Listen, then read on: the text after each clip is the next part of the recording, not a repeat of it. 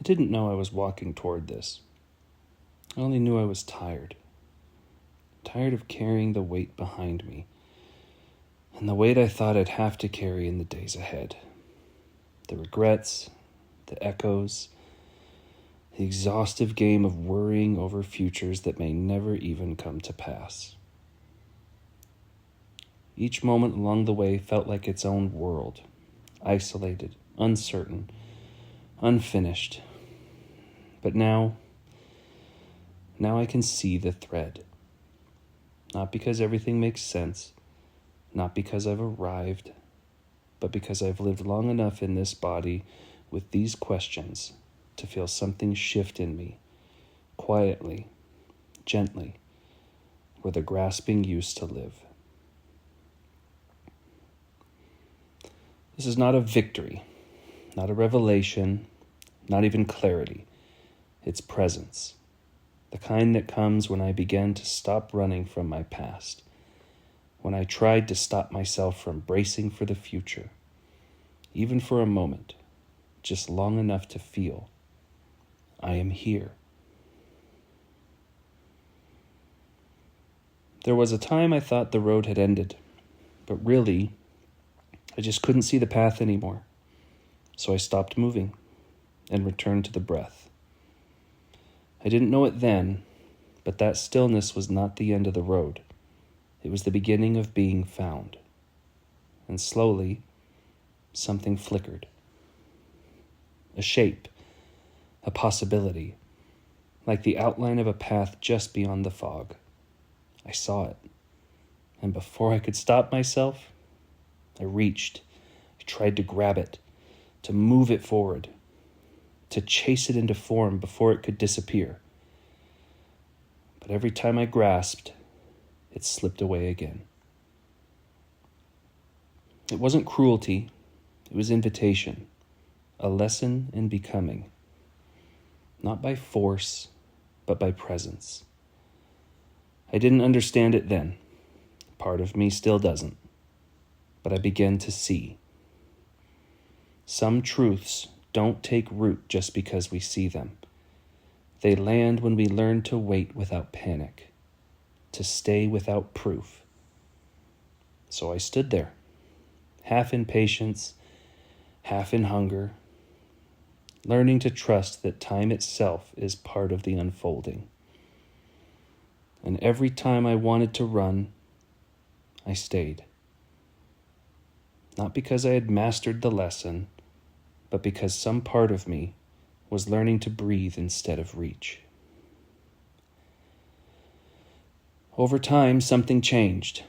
Not in a dramatic way, not in a way I could name, but slowly the hunger softened, the reaching quieted. The old pull, the reflex, the urgency wasn't gone. It just wasn't in control anymore.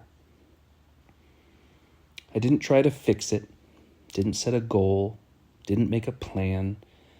I just stayed long enough for the noise to settle. And when it did, something else was there. Not a breakthrough, not a revelation, a root. Not one I planted, not one I even asked for, just something alive, growing beneath the surface. It didn't rise with trumpets or triumph. It whispered its way into being, gently, steadily, beneath all the places I once tried to control. One day I looked up and realized I wasn't chasing anymore. I hadn't won. I hadn't overcome. I had been changed, quietly, by the very presence I once thought wasn't enough. The ability to stop looking for the next sign or shift became easier. Not because I had everything I needed, but because I began to see that maybe I was never missing anything. That the silence wasn't absence. The stillness wasn't failure. The waiting wasn't delay. It was me. Not the me I tried to build, not the me I thought I had to become, but the one who was there the whole time. Quiet, unmoving, wide as breath. I am not empty. I am not silent. I am the space between all things. The breath between roots, the dance between stones, the weightless cradle where dreams unfold. I can't see all of me, but I shape everything I see. In a world that rushes to clear me away, I remained. I watched. I listened. I stayed. And now I remember. We are not just the place life happens. We are life itself. In that moment, standing there, breathing, feeling all things, I realized I was never truly lost. I didn't need to find the next step. I didn't need to become someone new. I just had to stop, to breathe, to let go of the idea that I had to chase my way into wholeness, because I was already there.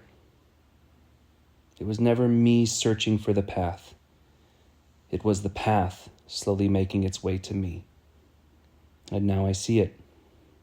Not clearly, not completely, but enough to know I am found.